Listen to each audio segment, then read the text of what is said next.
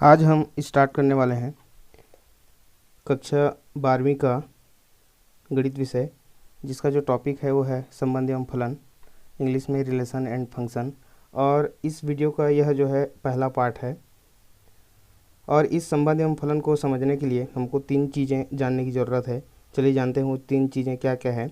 तो इसमें जो पहला नंबर पे है वो है समुच्चय क्या है, दूसरा उपसमुच्चय और तीसरा कार्तीय गुणन। तो संबंध एवं फलन को समझने से पहले इन चीज़ों को एक बार शॉर्ट में समझ लेते हैं कि समुच्चय क्या है, उपसमुच्चय क्या है और कार्तीय गुणन क्या है। तो चलिए स्टार्ट करते हैं अगले टॉपिक को। तो ये जो हमारा पहला टॉपिक है समुच्चय। तो देखिए समुच्चय क्या है। सुपरिभाषित वस्तुओं के संग्रह को हम क्या कहते हैं, समुच्चय कहते हैं। तो यहाँ पे देखिए ये जो यहाँ पे वर्ड मैं यूज किया सुपरिभाषित, तो ये सुपरिभाषित क्या है, कोई भी कलेक्शन को ही हम क्या कहते हैं, समुच्चय कहते हैं, संग्रह को ही। तो कैसे लेना है, हमको सुपरिभाषित वस्तु लेना है। तो चलिए देखते हैं सुपरिभाषित क्या है। तो सुपरिभाषित का मतलब है संग्रह किए गए सभी वस्तुओं में कम से कम एक गुण क्या होना चाहिए, उभयनिष्ठ होना चाहिए, कॉमन होना चाहिए, तब उसके कलेक्शन को हम क्या कहते हैं, सुपरिभाषित कहते हैं। तो सुपरिभाषित कलेक्शन में चलिए एक बहुत ही सिंपल से एग्जाम्पल की बात करते हैं। जैसे हम ब्लैक बोर्ड, चाक, डस्टर, पेन, बुक और कॉपी का मैंने एक एग्जांपल लिया है। तो देखिए ये जो हम ब्लैक बोर्ड, चाक, डस्टर, पेन, बुक और कॉपी की बात कर रहे हैं, सभी चीज़ें देखिए क्या है, इसमें एक कॉमन गुण होगा। और वो जो कॉमन गुण है जिसको हम उभयनिष्ठ गुण कहेंगे, और वो उभयनिष्ठ गुण क्या है, देखिए ये सभी पढ़ाई में उपयोग होने वाली वस्तुएं हैं, स्टडी मटेरियल हैं। तो उसमें एक कॉमन गुण क्या मिल गया हमको, पढ़ाई में उपयोग होने वाली वस्तुएं। तो इनका जो कलेक्शन है वो हमारा सुपरिभाषित हो गया। और चूँकि सुपरिभाषित कलेक्शन है इसलिए इस कलेक्शन को हम क्या कहेंगे, सुपरिभाषित कहेंगे। तो समुच्चय को जो है अंग्रेजी के कैपिटल लेटर से रिप्रेजेंट किया जाता है और इसके जो एलिमेंट होते हैं वो क्या होते हैं, स्मॉल लेटर में होते हैं। साथ ही साथ इसको इस प्रकार करली ब्रैकेट से क्या किया जाता है, रिप्रेजेंट किया जाता है, करली ब्रैकेट के अंदर रखा जाता है। देखिए ये कैपिटल लेटर से रिप्रेजेंट किया जाएगा और इसके जो एलिमेंट होंगे वो क्या होंगे, स्मॉल लेटर में होंगे। अगला जो हमारा टॉपिक है वो है उपसमुच्चय। तो माना कोई दो अरिक्त समुच्चय हम ए और बी ले लेते हैं। तो ध्यान देंगे बी को हम ए का उपसमुच्चय कहते हैं यदि बी का प्रत्येक अवयव किसमें हो, ए में हो। ध्यान देंगे अरिक्त समुच्चय का मतलब क्या होता है, कम से कम एक एलिमेंट होना चाहिए उसमें, मतलब कोई समुच्चय खाली नहीं होना चाहिए, उसको हम अरिक्त समुच्चय कहते हैं। दो समुच्चय हम ए और बी ले लेते हैं। तो बी को, इस समुच्चय बी को ए का उपसमुच्चय कब कहेंगे, यदि बी का प्रत्येक अवयव किसमें हो, ए में हो। और इस उपसमुच्चय को इस प्रकार बी इस सबसेट ऑफ ए से क्या किया जाता है, रिप्रेजेंट किया जाता है। मतलब जो सबसेट होगा वो पहले होगा और जिसका सबसेट होगा वो बाद में लिखा जाता है। तो चलिए उपसमुच्चय का भी एक एग्जाम्पल देखते हैं। मान लेते हैं ए एक हमारा समुच्चय है जो कि अंग्रेजी वर्णमाला का क्या है, समुच्चय है, जिसमें टोटल 26 लेटर होते हैं। और एक और हम एग्जाम्पल ले लेते हैं दूसरा सेट, और वो क्या है, बी, जो कि अंग्रेजी वर्णमाला के स्वरों का हम समुच्चय ले रहे हैं यहाँ पे।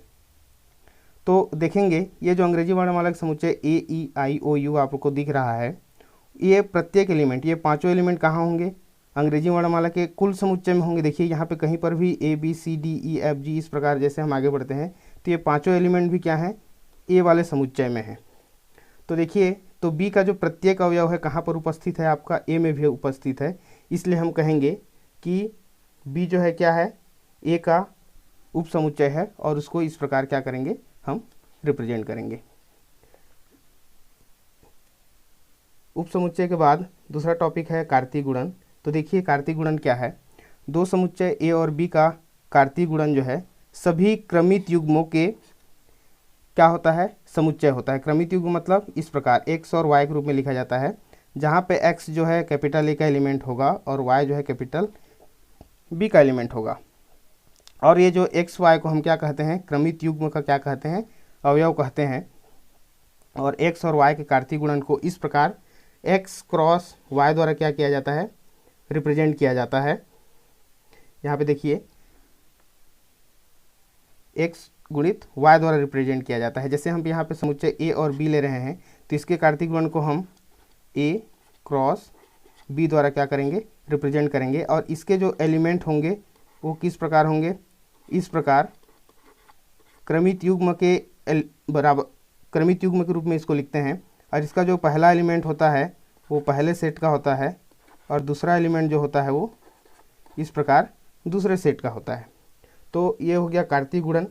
तो ध्यान देंगे, कार्तीय गुणन को देखने के लिए हम एग्जांपल ले रहे हैं। पहला समुच्चय ए है हमारे पास जिसमें 3 एलिमेंट हैं 1 3 5, और दूसरा समुच्चय हम ले रहे हैं बी 2 4 6। देखिए पहले समुच्चय में हम विषम संख्या लिए हैं, दूसरे समुच्चय में हम सम संख्या लेके चल रहे हैं।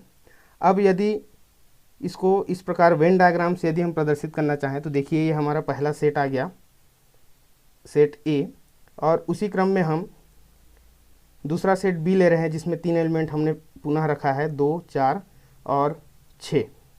तो इस प्रकार ए और बी के यदि हम कार्तीय गुणन को ए क्रॉस बी द्वारा क्या करते हैं, रिप्रेजेंट करते हैं, तो देखिए हम इसका कार्तीय गुणन कैसे प्राप्त करते हैं। ध्यान देंगे, समुच्चय ए का बी के साथ हम कार्तीय गुणन ले रहे हैं तो ए का जो एलिमेंट है वो पहले रखा जाएगा। देखिए यहाँ पे जो हमने इसका लिखने का ढंग लिखा हुआ है फार्मूले रूप में, तो ए का एलिमेंट पहले होगा।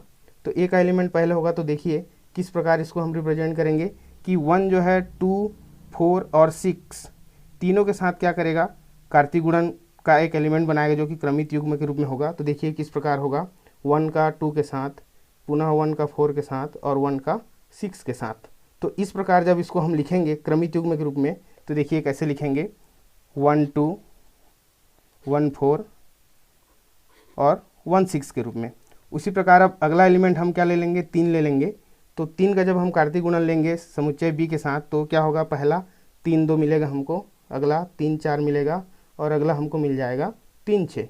तो इस प्रकार उसको भी जब हम कार्तीय गुणन के रूप में लिखेंगे तो देखिए ऊपर यहाँ पे 3 2 3 4 और कितना हो जाएगा, 3 6 हो जाएगा। अब समुच्चय ए में हमारा एक अंतिम एलिमेंट बच गया जिसका कार्तीय गुणन का अवयव हमको प्राप्त करना है, वो है 5। तो इसका जब हम कार्तीय गुणन लेंगे बी के साथ तो 5 का देखिए इस प्रकार 2 के साथ, 4 के साथ और 6 के साथ क्या बनाएगा, ये क्रमित युग्म का एलिमेंट बनाएगा। और उसको जो हम इस प्रकार रिप्रेजेंट करेंगे स्मॉल ब्रैकेट के साथ तो ये हो जाएगा 5 2 5 4 5 6, और इसको फिर हम इस प्रकार कर्ली ब्रैकेट से क्या कर देंगे, बंद कर देंगे। तो यहाँ पर जो हमको ए क्रॉस बी मिला हुआ है उसे हम क्या कहते हैं, कार्तीय गुणन कहते हैं। और इसके जो एलिमेंट होते हैं वो क्रमित युग्म के रूप में होते हैं। क्रमित युग्म का मतलब होता है कि ऐसा जोड़ा हम बनाएंगे जो क्या रहे, क्रम में रहे। और क्रम क्या होगा, जिसका हम कार्तीय गुणन ले रहे हैं अगर वो पहले है तो उसका पहला एलिमेंट, और दूसरे नंबर पे जो समुच्चय है उसका एलिमेंट दूसरे नंबर पे होता है। तो इस प्रकार इसका जो समुच्चय निर्माण रूप में यदि हम लिखें तो कैसे लिखेंगे, ए क्रॉस बी बराबर X Y such that X क्या होगा, पहले समुच्चय का एलिमेंट होगा और वाई क्या होगा, दूसरे समुच्चय का एलिमेंट होगा। इस प्रकार इसका क्रम बदलेगा। और मान जाए इसको हम इस प्रकार बी क्रॉस ए के रूप में लिखना चाहें, कहने का मतलब बी क्रॉस ए कार्तीय गुणन निकालें तो क्या होगा, ये वाई एलिमेंट आपका पहले आ जाएगा और एक्स एलिमेंट बाद में आएगा। बिल्कुल इसी क्रम के अनुसार ही क्रमित युग्म के एलिमेंट यहाँ पे रिप्रेजेंट किया जाएंगे। तो पुनः यहाँ पे क्या हो जाएगा, देखिए एक्स जो है ए का एलिमेंट होगा और वाई बी का एलिमेंट होगा, और इसको पुनः हम कर्ली ब्रैकेट से बंद कर देंगे। तो इस प्रकार हमारा 3 चीज़ क्लियर होता है यहाँ पे, समुच्चय, उपसमुच्चय और कार्तीय गुणन। तो चलिए हमारा जो मेन टॉपिक है उस पर हम बात करते हैं, और वो क्या है आपका संबंध, रिलेशन। तो देखिए संबंध को जो हमारे जो पारिवारिक रिश्ते होते हैं मैं वहाँ से स्टार्ट करता हूँ ताकि संबंध समझने में हमको आसानी हो। तो चलिए एक एग्जांपल की बात करते हैं कि राम का भाई है श्याम। यहाँ पे मैं 2 व्यक्ति लेके चल रहे हैं, राम और श्याम, और इन दोनों के बीच में एक संबंध परिभाषित किए हैं और वो है का भाई है, अर्थात राम और श्याम दोनों भाई हैं। तो उसको जो लिखने का ढंग है, राम का भाई है श्याम। तो इस प्रकार यदि मैथमेटिकल में उसको रिप्रेजेंट करें तो मान लेते हैं कि राम को हमने ए ले लिया, स्मॉल ए, और श्याम को जो हम क्या लेके चल रहे हैं, बी लेके चल रहे हैं। और इन दोनों के बीच में जो रिलेशन परिभाषित है का भाई है, तो उस प्रकार इसको हम क्या कहेंगे, कैपिटल आर। संबंध का जो इंग्लिश नाम है रिलेशन, उसके पहले लेटर कैपिटल आर से इसको क्या करते हैं, रिप्रेजेंट करते हैं। तो इस प्रकार जब हम संबंध को लिखेंगे राम का भाई है श्याम, तो ये जो भाई है ये हमारा क्या हो गया, रिलेशन हो गया। तो राम और श्याम के बीच में कौन सा रिलेशन है, का भाई का। तो जब इसको हम क्रमित युग्म के रूप में लिखते हैं तो कैसे लिखेंगे, इस प्रकार Ram related to Shyam. Related मतलब ये आपको कौन सा संबंध, का भाई है। या फिर इसी को एक और तरीका से भी लिखा जाता है कि राम और श्याम किस रिलेशन के साथ जुड़े हुए हैं, का भाई का। तो इस प्रकार राम श्याम बिलोंग्स टू का भाई है। ये तो हमारा पारिवारिक संबंध से हो गया। जब इसको हम मैथमेटिकल फॉर्म में रिप्रेजेंट करेंगे तो ये क्या हो जाएगा, देखिए ए रिलेटेड टू बी, राम को हमने ए माना हुआ है और श्याम को बी माना हुआ है, तो इस प्रकार ए रिलेटेड टू क्या हो जाएगा, ये बी हो जाएगा। या फिर इस फॉर्म में जब इसको हम लिखना चाहें तो ये क्या हो जाएगा, क्रमित युग्म में A B belongs to capital R. तो इस प्रकार क्या मिल गया हमको, ये रिलेशन प्राप्त हुआ और ये इसका मैथमेटिकल फॉर्म हो गया और ये ऊपर वाला आपके पारिवारिक संबंधों वाला फॉर्म हो गया। तो इस प्रकार अब हम आगे देखते हैं संबंध की जो परिभाषा है। दो अरिक्त समुच्चय ए से बी में हम एक समुच्चय दूसरे समुच्चय में क्या रिलेशन को परिभाषित करते हैं। तो ए से बी में जो संबंध आर है वो क्या होता है, एक्चुअल में वो जो समुच्चय है उनके क्रमित युग्मों का क्या होता है, वह उप समुच्चय होता है। अर्थात R is subset of A cross B होता है, मतलब आर का जो प्रत्येक एलिमेंट है किसमें होगा, उसके कार्तीय गुणन में होगा। तो इस समुच्चय की इस परिभाषा को और क्लियर करने के लिए चलिए हम एक एग्जाम्पल पे और बात करते हैं। जो इसके पहले कार्तीय गुणन में मैं समझाया था उसी एग्जाम्पल को लेके चल रहे हैं। तो ए और बी दो समुच्चय ले लिया और इसमें एक संबंध मैं परिभाषित कर रहा हूँ और वो संबंध क्या है, छोटा है, छोटा है का संबंध है। तो सर्वप्रथम हम क्या करेंगे, पहले हम ए क्रॉस बी निकाल लेते हैं कि ये जो दो समुच्चय ए और बी यहाँ सामने दिख रहे हैं इनका जो ए क्रॉस बी होगा कार्तीय गुणन होगा। ऑलरेडी मैं इसी एग्जाम्पल को कार्तीय गुणन में समझाया हूँ, तो डायरेक्ट लेके चलते हैं इसको और ये हमको इस प्रकार मिल जाएगा, ये हो गए कार्तीय गुणन। और इसमें जो रिलेशन जो परिभाषित किया गया है छोटा है, तो उसको इस प्रकार समुच्चय निर्माण रूप में लिखेंगे तो क्या हो जाएगा, क्रमित युग्म के ए बी होंगे सारे एलिमेंट और वो कैसे होंगे, ए लेस देन बी होंगे। मतलब पहले समुच्चय का एलिमेंट हमेशा छोटा होगा दूसरे समुच्चय के एलिमेंट से। ऐसे एलिमेंट का हमको क्या लेना है, कलेक्शन लेना है, वो हमारा रिलेशन का एलिमेंट कहलाएगा। तो देखिए कैसे इसको हमको करना है। तो ये जो ए क्रॉस बी लिखा हूँ उसी में हमको चयन करना है कि ए लेस देन बी, ये जो हम संबंध लिखे हैं इसको कौन कौन सा एलिमेंट पालन करता है या इससे जुड़े हुए हैं। देखिए पहला एलिमेंट छोटा होना चाहिए, तो देखिए यहाँ पे 1 लेस देन 2 ये आ जाएगा, 1 लेस देन 4 ये आ जाएगा, 1 लेस देन 6 ये आ जाएगा। उसके बाद डायरेक्ट देखिए 3 लेस देन 4, 3 लेस देन 6, उसके बाद 5 लेस देन 6। तो ये जो 1 2 3 4 5 और 6 एलिमेंट हम जो यहाँ पे संबंध परिभाषित किए हैं उसके अनुसार है। तो ये सारे हमारे संबंध के एलिमेंट कहलाएंगे और उसको हम इस प्रकार लिखेंगे। तो ये सारे एलिमेंट यहाँ पे आ गए। तो देखिए यहाँ पे 1 2 1 4 1 6 3 4 3 6 और 5 6 ये सभी एलिमेंट किस में हैं, ए क्रॉस बी में भी हैं। प्रत्येक एलिमेंट देखिए आर का प्रत्येक एलिमेंट कहाँ पर है, ए क्रॉस बी में भी है। तो इसको हम क्या लिखेंगे, R is subset of A cross B. और इसी को हमने परिभाषा में कहा कि समुच्चय ए से समुच्चय बी में संबंध आर, ये संबंध आर क्या होता है, ए क्रॉस बी का क्या होता है, एक उप समुच्चय होता है। तो इस प्रकार संबंध का परिभाषा इस एग्जाम्पल के थ्रू क्लियर होता है। अब ये जो संबंध में हम आगे देखते हैं इनके प्रकारों पे बात करते हैं कि संबंधों के कौन कौन से प्रकार हैं और उसको कैसे हम एग्जाम्पल के थ्रू समझेंगे। चलिए आगे देखते हैं। तो संबंधों के प्रकार में हम सबसे पहले बात करेंगे। इस संबंध में देखिए पहला संबंध है रिक्त संबंध, दूसरा संबंध है सार्वत्रिक संबंध, तीसरा है स्वतुल्य संबंध, चौथा सम्मित संबंध और पांचवा संक्रामक संबंध। तो इनको भी चलिए डिटेल से एग्जाम्पल के साथ इसको आगे देखते हैं। तो हमारा जो पहला संबंध है वो है रिक्त संबंध, एम्प्टी संबंध। तो रिक्त संबंध से ही देखिए समुच्चय ए से बी पर संबंध आर रिक्त संबंध कहलाता है यदि ए का कोई भी अवयव बी के किसी भी अवयव से क्या ना हो, संबंधित ना हो। बात को समझिए, रिक्त संबंध से ही क्लियर है कि यदि हम ए क्रॉस बी ले रहे हैं और हमने जो संबंध परिभाषित किया है उसमें से एक भी संबंध क्या नहीं होना चाहिए, नहीं मिलना चाहिए। जो भी हम ए क्रॉस बी लेंगे उसमें एक भी एलिमेंट हमको नहीं मिलना चाहिए संबंध के रूप में। तो चलिए इससे संबंधित एक एग्जाम्पल देखते हैं तो ये रिक्त संबंध और क्लियर हो जाएगा।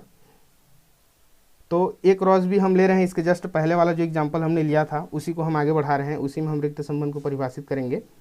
तो ए क्रॉस बी हम इस प्रकार ले लिए, एलिमेंट ले लिए। ए में कौन कौन से एलिमेंट हैं, 1 3 और 5 हैं, और बी में जो है 2 4 और 6 है। तो इस प्रकार ए क्रॉस बी हमको मिल जाएगा। कार्तीय गुणन में हम ऑलरेडी देख चुके हैं। अब इसमें एक संबंध हम परिभाषित कर रहे हैं और वो संबंध क्या है देखिए, ऐसे क्रमित युग्मों का संग्रह जिनका अंतर क्या होना चाहिए, 0 होना चाहिए। ऐसा संबंध हमने क्या किया है, परिभाषित किया है। बात को समझिए, जब हम पहला एलिमेंट माइनस दूसरा एलिमेंट करेंगे तो क्या मिलना चाहिए हमको, 0 मिलना चाहिए। तो देखिए ए क्रॉस बी में इस टाइप का कोई एलिमेंट दिख रहा है क्या, इस संबंध के अनुसार देखिए 1 - 2 करेंगे तो भी 0 नहीं मिलेगा, 1 - 4 यहाँ भी 0 नहीं, तो ये आपका -1, यहाँ पे -3, यहाँ पे -5, यहाँ पे 1, फिर से -1, 3 में 6 माइनस करेंगे तो ये -3, यहाँ पे +3, यहाँ पे 1 और यहाँ पे 5 - 6 -1। तो जितने भी हम ए क्रॉस बी में क्रमित युग्मों का जो यहाँ पे संग्रह दिख रहा है कलेक्शन, उसमें कोई भी एलिमेंट का जो अंतर है देखिए 0 नहीं मिल रहा है। अर्थात यहाँ पे जो आपको R मिलेगा वो हमको क्या मिल रहा है, 5 मिल रहा है। ध्यान देंगे एम्प्टी सेट को किससे रिप्रेजेंट किया जाता है, 5 से रिप्रेजेंट किया जाता है। 5 मतलब वहाँ पे एक भी एलिमेंट हमको प्राप्त नहीं होता। तो इस प्रकार देखिए ये जो संबंध हमने परिभाषित किया इस समुच्चय के लिए कि a - b = क्या होना चाहिए, 0, या फिर दो एलिमेंटों का अंतर कितना हो, 0 हो, तो ये क्या है यहाँ पे 5 है। तो इस प्रकार का ये जो संबंध हम परिभाषित किए a - b = 0, इसको हम क्या कहेंगे, रिक्त संबंध कहेंगे। और ये जो 5 होता है a क्रॉस b का क्या होता है, उपसमुच्चय होता है। देखिए कोई भी जो रिक्त समुच्चय होता है वो प्रत्येक समुच्चय का क्या कहलाता है, उपसमुच्चय होता है। तो इस प्रकार 5 is subset of a cross b। अगला हम देख रहे हैं सार्वत्रिक संबंध। तो सार्वत्रिक संबंध से ही क्लियर है कि यदि हम a से b में कोई संबंध r क्या करते हैं, परिभाषित करते हैं, तो वह सार्वत्रिक संबंध कहलाता है यदि a का प्रत्येक अवयव b के सभी अवयव से क्या हो, संबंधित हो, सभी अवयव संबंधित हो। रिक्त संबंध में हमने क्या कहा था, एक भी अवयव संबंधित ना हो। अर्थात ये जो a क्रॉस b में जितने भी एलिमेंट मिलेंगे वो सभी रिलेशन को क्या करेंगे, फॉलो करेंगे। मतलब रिलेशन में जो हमने परिभाषित किया है रिलेशन, उसके सभी एलिमेंट क्या करेंगे, उस रिलेशन के अंतर्गत होंगे। तो क्या हो जाएगा, ये जो रिलेशन होगा a क्रॉस b के क्या हो जाएगा, बराबर हो जाएगा। तो चलिए इससे संबंधित भी एक हम एग्जाम्पल देते हैं कि सार्वत्रिक संबंध क्या है और उसको एग्जाम्पल से कैसे हम इसको समझें। तो पहला समुच्चय हमने लिया है a जिसमें 1 और 2 एलिमेंट हैं, और दूसरा समुच्चय हम b लिए हुए हैं जिसमें 3 और 4, अर्थात 2 एलिमेंट हम लिए हैं। तो यदि हम इसका क्या निकालें, सबसे पहले हमेशा जब भी हम रिलेशन की बात करते हैं तो पहले हम क्या निकालेंगे, उसका कार्टेशियन प्रोडक्ट निकालेंगे। तो देखिए 1 का 3 के साथ, 1 का 4 के साथ, पुनः 2 का 3 के साथ और 2 का 4 के साथ। तो इस प्रकार हमको a क्रॉस b का क्या मिल गया, एलिमेंट मिल गया जो कि क्रमित युग्मों के फॉर्म में होंगे। अब यहाँ पर इस a क्रॉस b के लिए एक संबंध हम परिभाषित कर रहे हैं जो सार्वत्रिक संबंध हमको देगा a b, a < b, अर्थात छोटा है। छोटा है का हम रिलेशन यहाँ पे क्या कर रहे हैं, डिफाइन कर रहे हैं a < b, अर्थात इन क्रमित युग्मों का जो पहला एलिमेंट होगा वो छोटा होगा किससे, दूसरे एलिमेंट से। तो यहाँ पे देखिए पहला एलिमेंट 1 छोटा है 3 से, 1 छोटा है 4 से, 2 छोटा है 3 से और 2 छोटा है 4 से। मतलब a क्रॉस b के सभी एलिमेंट जो है इस रिलेशन के अंतर्गत आ जा रहे हैं। तो इसको हम क्या लिखेंगे, इस प्रकार रिलेशन में भी सारे एलिमेंट आ गए। अब यहाँ पे देखिए R का सभी एलिमेंट a क्रॉस b में भी है, सभी एलिमेंट देखिए, मतलब जितने एलिमेंट रिलेशन में मिले उतने सारे एलिमेंट हमारे a क्रॉस b में भी हैं। मतलब R जो है पूरी तरह से a क्रॉस b के बराबर हो गया, इसलिए हम इसको क्या लिखेंगे, R = a क्रॉस b। तो जब ये वाला केस आता है कि सभी एलिमेंट उस संबंध को क्या करते हैं, पालन करते हैं, तो उस प्रकार के संबंध को हम क्या कहते हैं, सार्वत्रिक संबंध कहते हैं। चलिए अब तीसरे नंबर के संबंध पे आ जाते हैं जो कि हमारा स्वतुल्य संबंध है, रिफ्लेक्सिव रिलेशन। तो कोई संबंध स्वतुल्य कहलाता है यदि वह स्वयं से संबंधित हो, स्वयं से संबंध होना चाहिए उसका, या फिर कहें a बिलोंग्स टू r के लिए a बिलोंग्स टू r होना चाहिए। देखिए हम जब हम रिलेशन को डिफाइन करते हैं तो क्या क्या लिखे थे, a रिलेटेड टू b भी लिख सकते हैं, या फिर a b belongs to r लिख सकते हैं। तो किन्हीं दो एलिमेंट में यदि कोई संबंध हम परिभाषित किए हैं और वो संबंध है दोनों एलिमेंटों में, तो उसको इस प्रकार हम क्या करते हैं, रिप्रेजेंट करते हैं। ये इसके लिखने का ढंग है, और इसको देखते ही हमको समझ जाना है कि वो जो भी संबंध परिभाषित किया गया है वो इन दोनों एलिमेंट में वो संबंध है। तो इस प्रकार लिखते हैं उसको। तो यदि किसी समुच्चय में हम एलिमेंट ले रहे हैं तो वो स्वयं के साथ क्या होना चाहिए, संबंधित होना चाहिए। कैसे स्वयं के साथ संबंधित होना चाहिए, चलिए एक एग्जाम्पल पे हम बात करते हैं। पुनः हमारे पास एक समुच्चय है ए जिसमें दो एलिमेंट है 1 2। ध्यान देंगे संबंध को परिभाषित करने के लिए हम एक समुच्चय भी ले सकते हैं, और चूंकि यहाँ पे बात आती है कि इसका क्रॉस प्रोडक्ट कैसे लें, तो स्वयं का स्वयं के साथ क्रॉस प्रोडक्ट लेना है यहाँ पे। और ये संबंध हम यहाँ पे बराबर है परिभाषित कर रहे हैं। देखिए तो एक क्रॉस से जब निकालेंगे तो क्या क्या हो जाएगा, 1 का 1 के साथ, यहाँ पे चाहें तो आप समझने के लिए यहाँ पे पुनः 1 2 एक और लिख सकते हैं। तो ये 1 का 1 के साथ, 1 का 2 के साथ, ये दो एलिमेंट मिल गया। पुनः 2 का 1 के साथ और 2 का 2 के साथ, तो ये 2 1 और 2 2 मिल गया। तो अब यहाँ पे संबंध जो हमने देखा बराबर है का संबंध, तो पहला एलिमेंट जो है दूसरे एलिमेंट के क्या होना चाहिए, बराबर होना चाहिए। ये हमारा रिलेशन कहता है। यदि इसको इस प्रकार हम समुच्चय निर्माण फॉर्म में लिखें तो ये मिल जाएगा। तो पहला एलिमेंट और दूसरा एलिमेंट दोनों एक दूसरे के बराबर हों, ऐसा कौन सा एलिमेंट है। तो देखिए यहाँ पे ये आपका पहला एलिमेंट 1 1, पहला एलिमेंट जो है दूसरे एलिमेंट के बराबर है। उसी प्रकार यहाँ पे जो अंतिम एलिमेंट दिख रहा है 2 2, देखिए पहला एलिमेंट जो है दूसरे एलिमेंट के बराबर है। तो इस प्रकार ये जो हम रिलेशन परिभाषित कर रहे हैं उसमें हमारा दो एलिमेंट मिल जाएगा 1 1 और 2 2।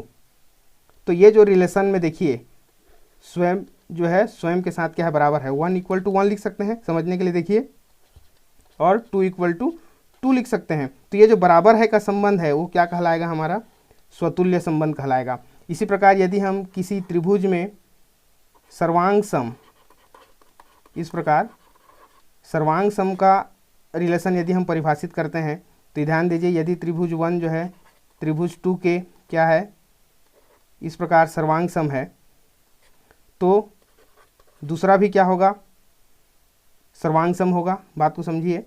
तो इस प्रकार बराबर है, सर्वांग सम है, या फिर सरल रेखाओं की बात करें तो समांतर है। समांतर है का जो रिलेशन है ये भी क्या कहलाएगा, आपका स्वतुल्य संबंध कहलाएगा, स्वयं का स्वयं के साथ। तो एक त्रिभुज जो है खुद का क्या कहलाएगा, सर्वांग सम होता है, और एक रेखा जो है स्वयं के क्या होता है, समांतर होता है। तो इस प्रकार बराबर है, सर्वांग सम, समांतर, ये सभी प्रकार के संबंध क्या संबंध कहलाते हैं, रिफ्लेक्सिव स्वतुल्य संबंध कहलाते हैं। अगला संबंध हम देख रहे हैं चौथे नंबर का, वो है सममित संबंध, जिसको हम सिमेट्रिक कहते हैं। तो कोई संबंध सममित संबंध कहलाता है यदि समस्त A B belongs to A के लिए A B belongs to R से क्या हो, B A belongs to R प्राप्त हो। अर्थात यदि हम कोई संबंध परिभाषित किए हैं तो अगर एक तरफ से वो संबंध सही है तो उसी संबंध को दूसरे तरफ से भी यदि हम लिख सकते हैं तो उस प्रकार के संबंध को क्या कहते हैं, हम सममित संबंध कहते हैं। देखिए ए किसी संबंध से जुड़ा हुआ है बी के साथ, तो उसी संबंध में बी भी ए के साथ जुड़ा हुआ होना चाहिए, तभी हम उस प्रकार के संबंध को क्या कहते हैं, सममित संबंध कहते हैं। चलिए इसके लिए भी एक एग्जाम्पल देखते हैं। तो यहाँ पे देखिए पुनः उसी समुच्चय को मैं आगे बढ़ा रहा हूँ। ए उसमें दो एलिमेंट है 1 2, और यहाँ पे मैं संबंध को बदल दिया। जो हम परिभाषित किए थे संबंध पिछले टॉपिक में वो बराबर है, यहाँ पे बराबर नहीं है का हम एक रिलेशन ले रहे हैं। तो इसमें पुनः ए क्रॉस ए मिल जाएगा हमको इस प्रकार 1 1 1 2 2 1 और 2 2, जो कि क्रमित युग्मों का समुच्चय होता है ए क्रॉस ए। और इसमें जो हम संबंध परिभाषित करेंगे वो इस प्रकार है, R = ए बी और A is not equal to B. A और बी दोनों बराबर नहीं होना चाहिए। तो A is not equal to B है, तो यदि b is not equal to A भी हमको प्राप्त हो जाता है, अर्थात ये रिलेशन में तो होगा ही होगा, लेकिन साथ ही साथ यदि ये भी हमको रिलेशन में मिल जाता है, मतलब उल्टा, यहाँ पे देखिए लेफ्ट टू राइट चल रहे हैं, तो यहाँ पर भी राइट टू लेफ्ट अगर आते हैं तो b is not equal to A वाला कंडीशन यदि मिल जाता है तो हम कहेंगे कि ये जो संबंध है बराबर नहीं है वाला संबंध क्या कहलाएगा, सममित कहलाएगा। तो यहाँ पे देखिए दो एलिमेंट हमको दिख रहा है सामने में, देखिए ये जो संबंध है 1 इज़ नॉट इक्वल टू 2, एक जो है 2 के बराबर नहीं होता, साथ ही साथ 2 भी 1 के बराबर नहीं होता। तो इस संबंध में देखिए दोनों एलिमेंट उपस्थित हैं। आर में देखिए कौन कौन सा संबंध है, 1 2 2 1, हम एक जो है बराबर नहीं है 2 का लिख सकते हैं, और यदि ये है संबंध में तो 2 बराबर नहीं है 1 के, ये वाला संबंध भी यहाँ पे देखिए उपस्थित है दोनों तरफ से, लेफ्ट टू राइट और राइट टू लेफ्ट। इस प्रकार दोनों संबंध में यदि वह पालन करता है संबंध को, तो उस प्रकार का जो संबंध है उसे हम क्या कहते हैं, सममित संबंध कहते हैं, सिमेट्रिक संबंध कहते हैं। अगला हम देख रहे हैं वो है आपका संक्रामक संबंध। तो ध्यान देंगे संक्रामक संबंध के लिए हमेशा हमारे पास 3 एलिमेंट होने चाहिए। तो कोई संबंध संक्रामक कहलाता है यदि समस्त A B C belongs to A के लिए क्या होना चाहिए, यदि ए बी रिलेशन के एलिमेंट है, अर्थात ए रिलेटेड है बी से और बी रिलेटेड है किससे, सी से, तो ए जो है सी से भी क्या होना चाहिए, रिलेटेड होना चाहिए। तो इस प्रकार के संबंध को हम क्या कहते हैं, संक्रामक संबंध कहते हैं। देखिए इसके लिए एक सिंपल से एग्जांपल, यदि ए बराबर है बी के और बी बराबर है सी के, मतलब ये दोनों केस हमको दिए रहेंगे, उस रिलेशन में हैं ये दोनों, और इन दोनों की सहायता से हम एक और चीज़ लिख सकते हैं, और वो क्या है, ए बराबर है सी के। देखिए ए बराबर बी हो गया और बी बराबर सी, तो जाहिर सी बात है ए बराबर सी का होगा। और यदि ए बराबर सी वाला केस भी उस संबंध में आ गया तो इस प्रकार के संबंध को हम क्या कहते हैं, संक्रामक संबंध कहते हैं। तो ये जो संबंध परिभाषित हमने किया बराबर है, तो ये बराबर है वाला जो संबंध ऑलरेडी क्या होता है, आपका संक्रामक संबंध होता है। लेकिन इस बराबर के अलावा यहाँ पे एक और एग्जाम्पल की हम बात करते हैं। चलिए हमारे पास एक समुच्चय है ए 1 2 3 और इसमें संबंध हम परिभाषित कर रहे हैं छोटा है का। बराबर है तो बहुत ही ईजी हो गया संबंध, संक्रामक संबंध के लिए एक हम रिलेशन रह रहे हैं छोटा है, और यदि हम इसमें एक रॉ से इस प्रकार निकालते हैं तो देखिए क्या मिल जाएगा हमको, 1 1 1 2 1 3 इस प्रकार एक रॉ से हमको मिल गया। ये आप ऑलरेडी जान रहे हैं कि कार्तीय गुणन कैसे निकालते हैं। अब इसमें हमको छोटा है वाला रिलेशन कौन दे रहा है उसको हमको समझना है। यहाँ पे जो हम रिलेशन परिभाषित किए A B such that A less than B, तो इस संबंध को पालन करने वाला एलिमेंट कौन कौन सा है, देखिए पहला एलिमेंट छोटा होना चाहिए, तो ये आपका 1 2 है, 1 3 है, उसके बाद 2 3 है, तो ये एलिमेंट हो गए। तो इसका जब हम लिखेंगे उसको पालन करने वाले जो एलिमेंट है वो क्या क्या है, देखिए यहाँ पे 1 2 2 3 और 1 3, बात को समझिए। तो ये 1 2 देखो किस में है, रिलेशन में, और 2 3 भी रिलेशन है। तो इसका पहला एलिमेंट और इसका अंतिम एलिमेंट को यदि हम मिला दें तो देखिए 1 3 भी इसी रिलेशन में है। देखिए 1 इज लेस देन 3। तो इस प्रकार का जो रिलेशन उसे हम क्या कहते हैं, संक्रामक संबंध कहते हैं। और ये जो एलिमेंट है इसी रिलेशन में होना चाहिए, इस बात को ध्यान देंगे हम। तो देखिए इसको थोड़ा सा डिटेल और करते हैं। पहला एलिमेंट देखिए 1 लेस देन 2 है और दूसरा एलिमेंट देखिए 2 लेस देन 3 है। तो जाहिर सी बात है एक छोटा है 2 से, 2 छोटा है 3 से, तो एक भी छोटा होगा किससे, 3 से, और एक छोटा है 3 से। देखिए आपके हमारा जो ये यहाँ पे मिला है हमको रिलेशन मिला हुआ है 1 3, ये हमारे रिलेशन में भी है।